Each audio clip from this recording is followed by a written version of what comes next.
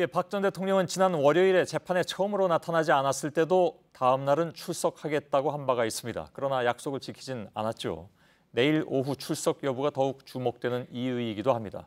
그 밖에도 다른 여러 가지 문제가 있는데 법원 취재 기자와 한 걸음 더 들어가겠습니다. 이서준 기자가 나와 있습니다. 우선 궁금한 점이 매번 이렇게 불출석 사유서만 내면 안 나와도 되는 것인가 하는 일반의 궁금증이 있습니다.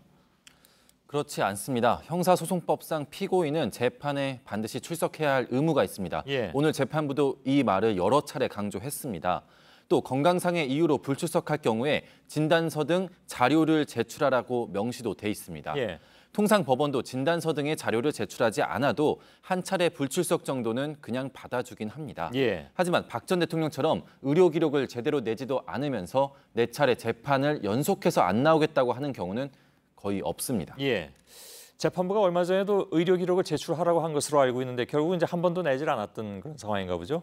예, 맞습니다. 얼마 전에 주사회 재판을 못하겠다고 할 때 그때도 의료 기록을 제출하라고 했습니다. 예. 하지만 수차례 건강 이상을 호소를 하면서도 단 한 차례도 근거 자료를 제출한 적은 없습니다. 예. 저희 취재진의 구치소 취재 결과 구속 피고인이 동의를 하면은 변호인이 피고인 진료 기록을 받아갈 수 있다고 합니다. 예. 결국 박 전 대통령이 동의를 안 했거나 또 유영하 변호사 등 변호인들이 진료 기록을 받으려 하지 않았다고 볼 수 있습니다. 예.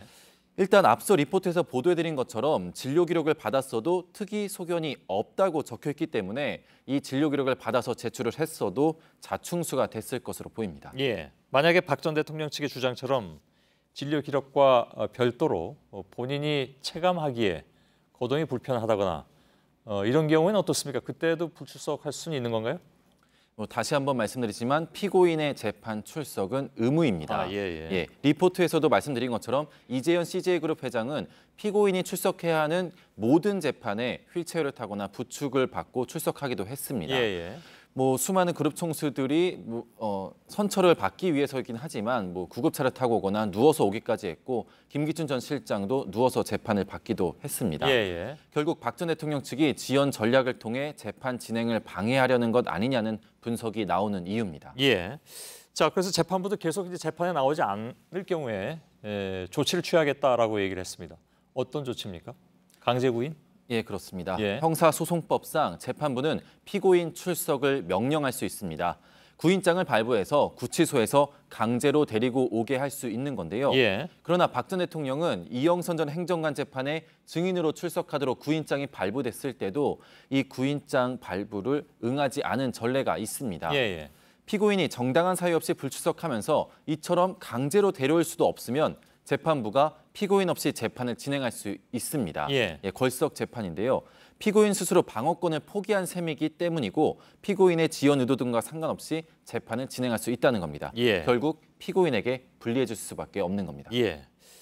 자, 아무튼 오늘 재판부가 좀 강경하게 대응을 했고 변호사가 중간에 가서 상의를 했다고 하니까 그래서 내일 나오기로 했다고 하니까 내일은 나오지 않을까라고 생각은 합니다만 좀 지켜보도록 하죠.